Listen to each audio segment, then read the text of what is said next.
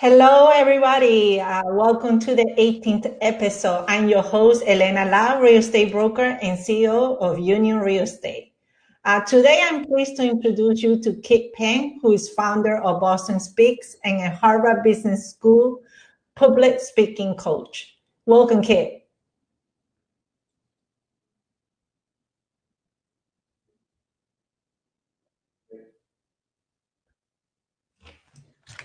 Hello, Elena. Thank you for having me on. It's a pleasure.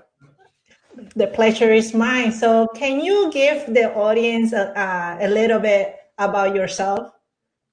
Yeah, sure. When it comes to speaking, as a speaker coach, I help individuals when it comes to having a speaking fear, whether they want to go from terrified to terrific as a speaker. Maybe they feel like they're boring and they want to become more engaging, or they want to get buy-in. So basically, if you have never heard of a public speaking coach before, I'm here to help you step up your game when it comes to your public speaking and presentation situations. Thanks for asking, Elena.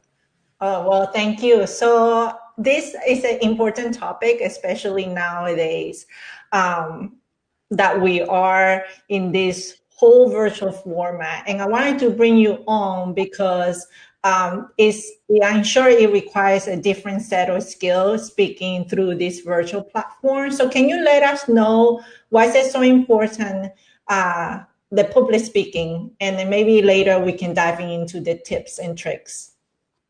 Yeah, they asked Warren Buffett, what do you think is that most important skill in life that people should learn?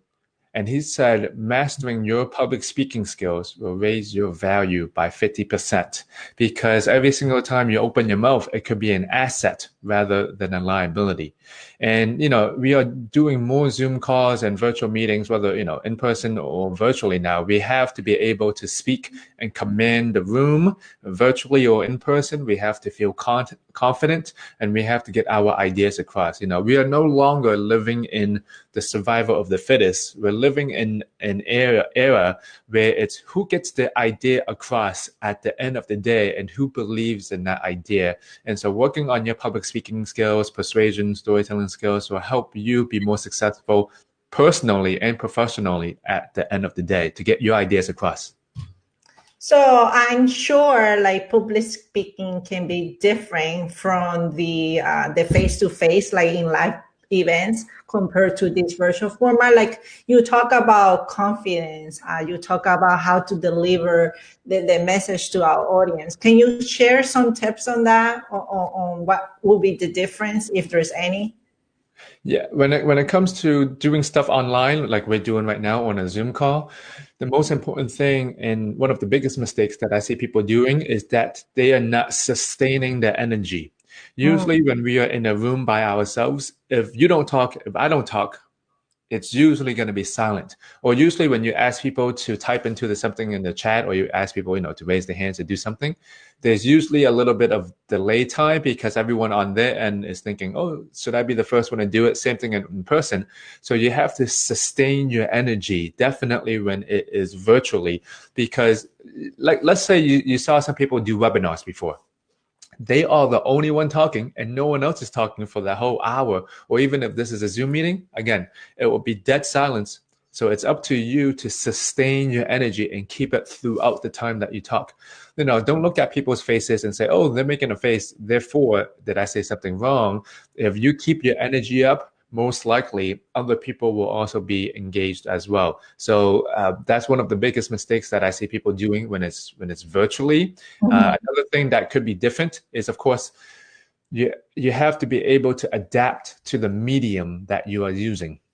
Right now, I feel more comfortable because I'm more comfortable looking at the camera. I'm comfortable using Zoom. I'm comfortable using technology. There are some people that said, I'm really good in person, but something happened virtually. They're not the same anymore. That's because they're not as comfortable with the tech side of things. This is kind of saying, if Facebook shut down and you have to use TikTok, okay? TikTok is another medium. You might feel out of place because they're like, what do I do in this TikTok Correct. medium, Mhm. right? So how can you get used to, if you on Google Meets a lot, get used to Google Meets. If you are on Zoom a lot, get used to Zoom. Get used to your virtual environment as well. The more you get comfortable with the tech side, the more you will feel like yourself at the end of the day. Mm-hmm. Do you have any recommendations? Like, in live person, we talk about having some movement. There are more body language that you can portray. But right now, in the virtual format, there's only this square, right? So how do you convey that? Like, do you like? I find myself that I have to use a lot of more hand motion to kind of express myself. So, what do you suggest? Yeah, I would suggest, again, usually our hands will be below the camera and you won't see my hand gestures anyway. But don't be afraid to think about this. How can you direct your energy to the camera? So when I say direct your energy, that means sometimes if your hand gestures are below, don't be afraid to do that to the camera. Exactly like what I'm doing now. I'm having kind of like an open palm and I'm saying to you, right? I'm just pointing to the camera and I'm directing my energy to the camera and my hand gestures and my eye contact. The more that your camera is the new eye contact. Your camera actually is the new body language. So how can you give your energy towards that little dot or that machine that Mhm. you see? You want to think about it in terms of energy, because usually, yeah, sometimes you're not going to raise your hands all the way up, but think about, if I'm talking, if I'm looking at the table, that means maybe you're giving your energy to the table, or maybe if you're just, looking around. But the more energy that you give your camera, you will kind of have that camera presence, and your audience will feel it on the other side. Well, that's a key because I also, by doing these virtual events or programs, I also find myself a hard time focusing on that dot or the camera. So that's a great tip. So Elena, can yeah, I ask, how do you feel doing stuff virtually? well, it's getting better because I have this is our 18th episode, and I have been doing also some offline events. I don't. It has some kind of sense of comfort as well, right? Because you are just behind the camera. There is no more of like moving the room, making eye contact to different people in the room. Like here, I'm just trying to focus on the dot. Yeah, yeah. It's once you get more comfortable with focusing on the dot, things will get more comfortable. Same thing with me. When coronavirus hit, I'm like, oh, how can I get lights? Oh, how can I get a better background? How can I set up my environment? The more I got comfortable with that, the more I got comfortable again with the virtual side of things. Totally agree. I've been investing in lighting, mic, all the video production thing. Yeah, So, yeah. Actually, Ellen, can I ask you how long did it take you before you started investing in like lights and all of that? Did it take you a while, or you said, okay, I have to get it because? Do well, you like remember? when the pandemic hits, that was around February, March, and then I started doing this virtual Let's Talk around May. So I started investing with the mic. And then I guess it took me about a month with the ring lighting, and then that was not enough. And then I think after that, it took me a couple more months to do more investment on the lighting. Yeah, yeah, yeah, yeah. Same over here. It took me a while. I'm like, oh, do I need to get it? Are we going back? But I'm so glad that I've made the investments into all of this stuff. Definitely. So another point that you also mentioned earlier, it was about speaking anxiety. How do we get over with that?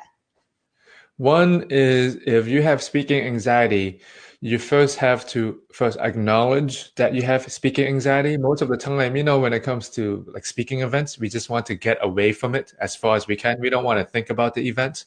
We don't Mhm. want to think about how we feel. So first, you have to ask yourself, if I have speaking anxiety, why am I nervous in the first place? So if you right now you feel like you get nervous every single time you speak, or maybe a certain people, ask yourself, do I know why I'm getting nervous in the first place? Because for everyone, it's a little bit different. So after you answer, why do I get nervous? Now, some of the answers could be, oh, it's maybe people that's higher up. Or maybe when I talk to people that I manage, I don't get nervous. It's only people when I go to the boardroom. Or maybe it's for you, it's oh, it's random people. Whenever I talk to random people, I can't feel like myself. Or perhaps it's not even about people. You did not take the time to prep, right? So Mm-hmm. if you know right, it's always about reasons before results. If you want to get rid of your speaking anxiety or help ease it, you have to know, okay, what's my why? And actually, what are my reasons of why I want to get rid of my speaking anxiety, right? Because if we don't sometimes tap into our why, we're unable to really focus hard on it. Now, I just want to give a funny tip.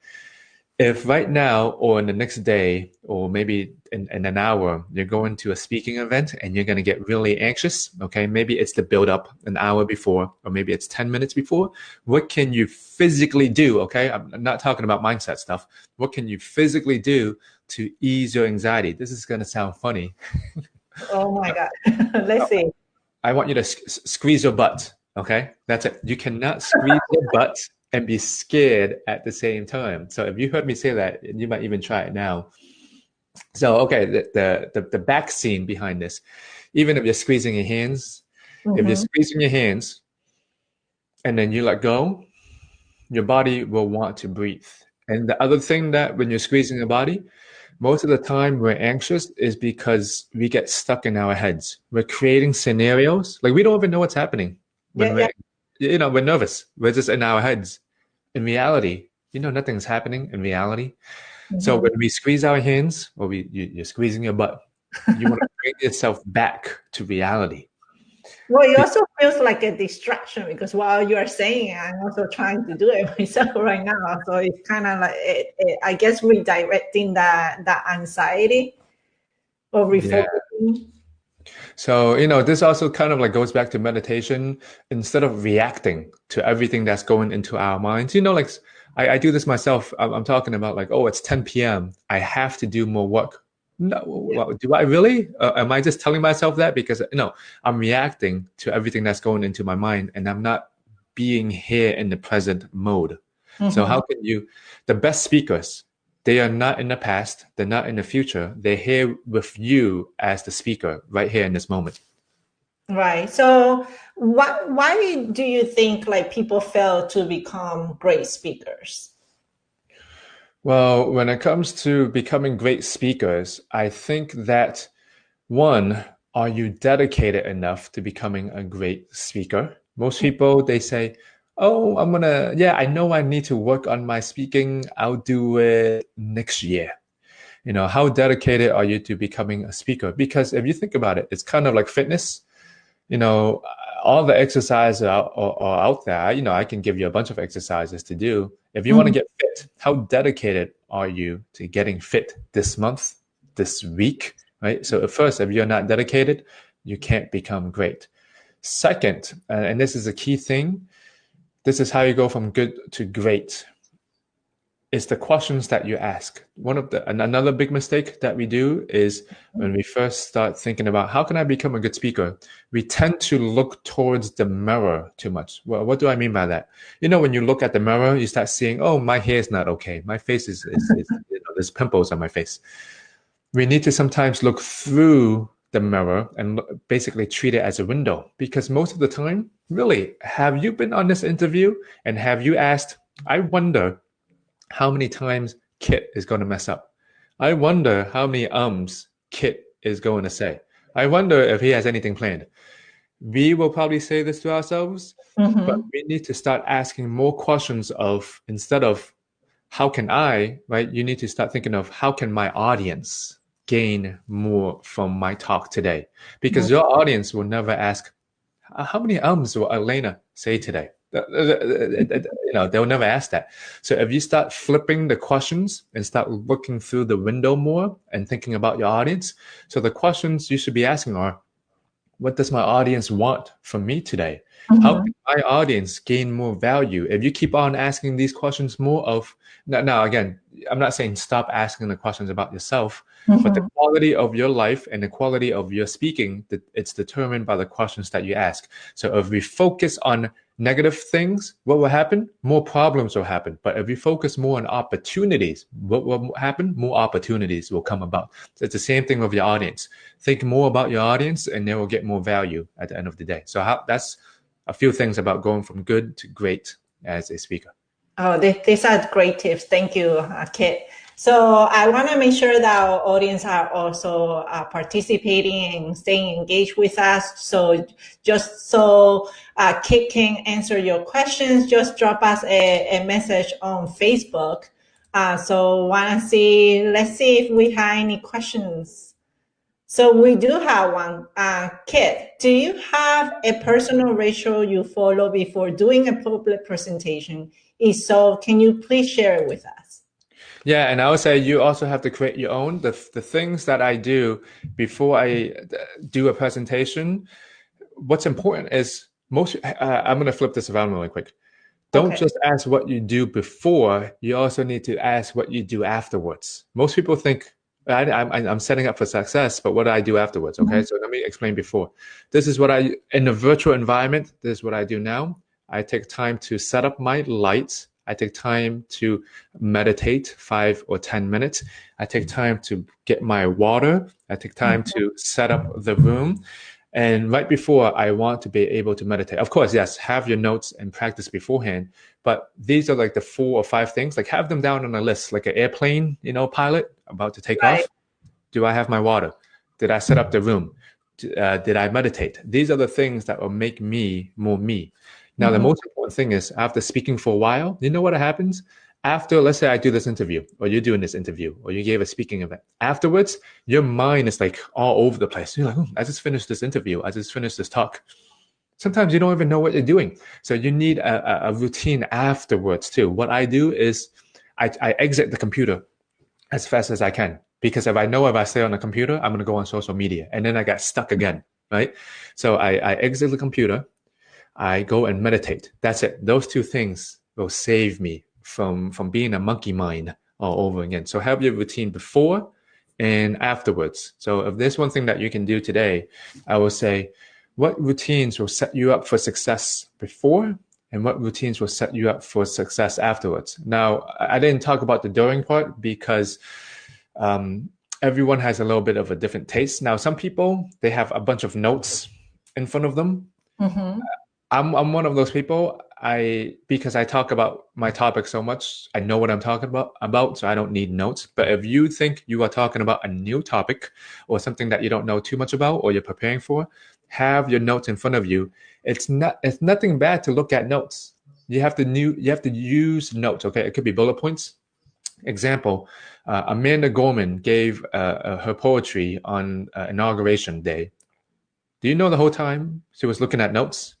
Do you Yep. know the people on the late night TV shows like David Letterman, those folks? You know how much notes, how many pieces of papers they have in front of them? They're so good. No one even cares about them having notes. Okay. Same thing with you. You can use notes all you want. Just get better at using notes. Okay. Since you are talking about that, like in structuring your public speaking, what are some of the suggestions that you had in order for us to structure that, I guess, that speech or that presentation? Let me give you a structure for the introduction right now, then I'll go a little bit in. Sure. You want to use something called the SCQA method. This is one of the best methods that I teach my clients. Now, I did not make this up. The S stands for, I'll give a demonstration. S stands for situation. C stands for challenges. Q stands for the question we want to answer for today. And Mm-hmm. the answer is the solution. So if you want to get to the point, this is what you want to give to get everyone on the same page. It should take less than 1 minute. So if I were to start off a video, start off a blog, start off a presentation, SCQA, okay? Situation, you want to paint the situation of, for example, why we are here today. Or I can say, imagine that you are giving a presentation or you have to speak maybe tomorrow on Zoom, and some of the challenges you could be facing are, well, how can I create a compelling intro? How can I nail it? How can I get people engaged on Zoom? So the one question I really want to answer for us today is, how can we become a really good virtual speaker and structure our presentation so we can engage our audience? Now, the best thing that you can do is something called the SCQA method. Okay, situation, Mm-hmm. challenges that you could be facing. Well, what's that one question I want us to solve for today? And I just gave my solution of, well, use the SCQA. This will hone down your idea super quick. All right, especially nowadays that since we're all virtual, I feel that we had this time frame that we just had to just deliver the message, and then hopefully we can get the engagement interaction from the audience. Yeah. And it's up to you to get your engagement from the audience too. Sometimes we're so stuck in our heads, we forget to say, hey, if you have any questions right now, I know you're watching live right now or watching a replay of this, drop your comments down in the box below. Don't forget to address the audience at the same time. Of course, yeah, definitely. So we had another question from Martin. So what is your recommendation to engage your audience in your entire presentation and speech and don't bore them? Yeah, that's a great question. How does one engage your audience? What you want to do, and you want to notice this super quick.